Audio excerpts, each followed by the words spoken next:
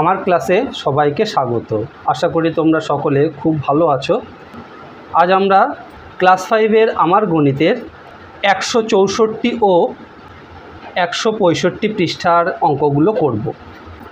এই 164 ও 165 পৃষ্ঠায় আমরা সমবিন্দু সরলরেখা, সমরেখ বিন্দু, অসমরেখ বিন্দু, সরলরেখা ও বক্ররেখা এগুলি সম্বন্ধে জানব। আরও জানব দুটি, তিনটি বা চারটি বিন্দু দিয়ে কতগুলি সরলরেখা আঁকা যায়। এর আগের ভিডিওতে আমরা সরলরেখা কাকে বলে, রেখাংশ কাকে বলে, বিন্দু কাকে বলে এগুলি জেনেছি। যারা আগের ভিডিওটি দেখোনি তারা দেখে নিতে পারো। এই ভিডিওর ডেসক্রিপশন বক্সে আমি আগের ভিডিওটির লিংক দিয়ে দেব। তো দেখো, সমবিন্দু সরলরেখা কাকে বলে। এখানে একটি ছবি তোমরা দেখতে পাচ্ছ, একটি বিন্দু ও, এই ও বিন্দু দিয়ে অনেকগুলি সরলরেখা আঁকা হয়েছে। যতগুলি সরলরেখা এই ও বিন্দু দিয়ে গেছে, অর্থাৎ ও বিন্দু দিয়ে যতগুলি সরলরেখা আঁকা হয়েছে, সেই সরলরেখাগুলিকে আমরা কি বলবো? সমবিন্দু সরলরেখা বলবো। আরও একটি জিনিস দেখো, একটি বিন্দুর ভিতর দিয়ে আমরা কতগুলি সরলরেখা আঁকতে পারি। এই একটি বিন্দু ও বিন্দু, এই ও বিন্দুর ভিতর দিয়ে আমরা অসংখ্য সরলরেখা আঁকতে পারি। এখানে কয়েকটি সরলরেখা এঁকে দেখানো হয়েছে। এছাড়াও আমরা চাইলে আরও বহু সরলরেখা ও বিন্দুর ভিতর দিয়ে আঁকতে পারি। তাই পরীক্ষায় যদি এই রকম প্রশ্ন আসে, একটি বিন্দুর ভিতর দিয়ে কতগুলি সরলরেখা আঁকা যায়, তখন আমরা বলবো একটি বিন্দুর ভিতর দিয়ে অসংখ্য সরলরেখা আঁকা যায়। তারপর দেখো, দুটি বিন্দুর ভিতর দিয়ে কতগুলি সরলরেখা আঁকা যায়। দুটি বিন্দুর ভিতর দিয়ে শুধুমাত্র একটি সরলরেখা আঁকা যায়, তার বেশি সরলরেখা আঁকা যায় না। এখানে দেখো, এ এবং বি দুটি বিন্দু দেখানো হয়েছে এবং এই দুটি বিন্দুর ভিতর দিয়ে একটি মাত্র সরলরেখা আঁকা যাবে। এর আগে আমরা জানলাম সমবিন্দু সরলরেখা কাকে বলে। এবার দেখো, সমরেখ বিন্দু কাকে বলে। এখানে একটি সরলরেখা আছে, এই সরলরেখার উপর এ বি সি তিনটি বিন্দু আছে। তাহলে একটি সরলরেখার উপরে যদি তিন বা তার বেশি বিন্দু থাকে, সেই বিন্দুগুলিকে আমরা কি বলবো? সমরেখ বিন্দু বলবো। তাহলে তোমরা বুঝতে পারলে সমরেখ বিন্দু কাকে বলে এবং সমবিন্দু সরলরেখা কাকে বলে আগেই আমরা জেনেছি। এবার অসমরেখ বিন্দু কাকে বলে। এখানে দেখো, এ বি সি তিনটি বিন্দু, এই তিনটি বিন্দু কিন্তু একটি সরলরেখার উপরে নেই। তাই এই তিনটি বিন্দুকে আমরা কি বলবো? অসমরেখ বিন্দু বলবো। আশা করি এই পর্যন্ত তোমরা ভালোভাবে বুঝতে পেরেছো। চলো তারপর দেখি 165 পৃষ্ঠায় কি আছে।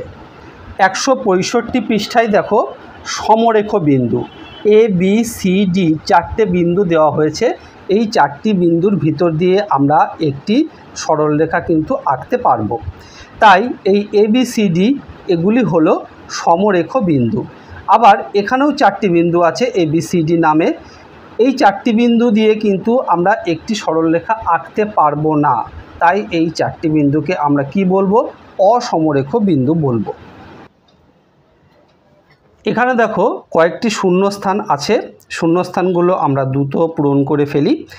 একই তলে দুটো সরলরেখা সর্বাধিক কতগুলি বিন্দুতে ছেদ করতে পারে?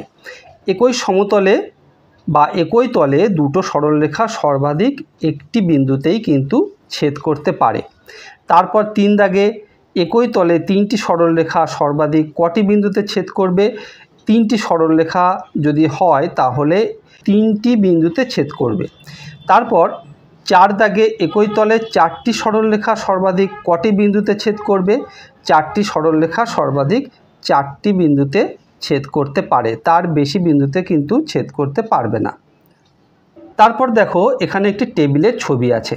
টেবিলের এই ধার বরাবর যদি আমরা কল্পনা করি, ধার বরাবর একদম এই যে রেখার মতো যে অংশটি, এটিকে আমরা সরলরেখা হিসাবে ধরে নিতে পারি।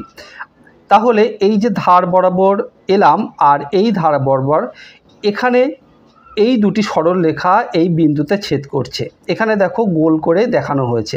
তাহলে দুটি সরলরেখা যে বিন্দুতে ছেদ করেছে বা মিলিত হয়েছে তাকে আমরা কি বলি? কৌণিক বিন্দু বলি। এটিও তোমরা জানতে পারলে কৌণিক বিন্দু কাকে বলে। দুটি সরলরেখা যেখানে ছেদ করে সেখানে একটি কোণ তৈরি হয়, আর সেই যে বিন্দু সেই বিন্দুটাকে আমরা কৌণিক বিন্দু বলি। বেশ, এটি তোমরা বুঝতে পারলে। তাহলে আমরা এই শূন্যস্থানগুলো পূরণ করি। উপরের টেবিলের দুটো পাশাপাশি ধার একটি কি হয়, বিন্দুতে ছেদ করে। কোন বিন্দু? কৌণিক বিন্দু। আমরা এখানে কৌণিক কথাটি লিখে দিই, কৌণিক বিন্দুতে ছেদ করে, বা শুধু বিন্দু লিখলেও হবে। তারপর টেবিলের উপরের তলের কটি ধার? এখানে 1 2 3 4, চারটি ধার। তাহলে আমরা এখানে 4টি ধার লিখব। এই ধারগুলোর শুধুমাত্র দৈর্ঘ্য আছে, সাধারণভাবে প্রস্থ বা চওড়া মাপা যায় না, তাই এই ধারগুলোকে আমরা কি বলবো? সরল রেখা বলবো, সরল রেখা। তারপর এখানে দেখো একটি পাথরের ছবি দেওয়া হয়েছে। পাথরের যে ধারগুলো, সেই ধারগুলো কিন্তু টেবিলের ধারের মতো নয়। এই ধারগুলো এবড়ো খেবড়ো হয় এবং জ্যামিতিক সেরকম আকার থাকে না। তাই এই ধারগুলোকে আমরা যদি সরল রেখার সাথে বা রেখার সাথে তুলনা করি, সেই রেখাটি কিন্তু সরল রেখা হবে না, সেটি হবে বক্ররেখা। কারণ বারবার যদি একটি সরল রেখা দিক পরিবর্তন করে তাকে বলা হয় বক্ররেখা। তাহলে আমরা জানতে পারলাম যে রেখাংশের শুধুমাত্র দৈর্ঘ্য আছে, কোনো প্রস্থ ও উচ্চতা নেই। আর রেখা দুরকম, সরলরেখা ও বক্ররেখা। আশা করি সমস্ত বিষয় তোমরা খুব ভালোভাবে বুঝতে পেরেছো। ভিডিওটি ভালো লাগলে অবশ্যই তোমার বন্ধুদের মধ্যে শেয়ার করো, তাহলে তোমার বন্ধুরাও শিখতে পারবে। আর এই রকম ভিডিও আবারও পেতে চাইলে চ্যানেলটি অবশ্যই সাবস্ক্রাইব করে রেখো। খুব ভালো থেকো, দেখা হবে আবার পরের ভিডিওতে। ধন্যবাদ।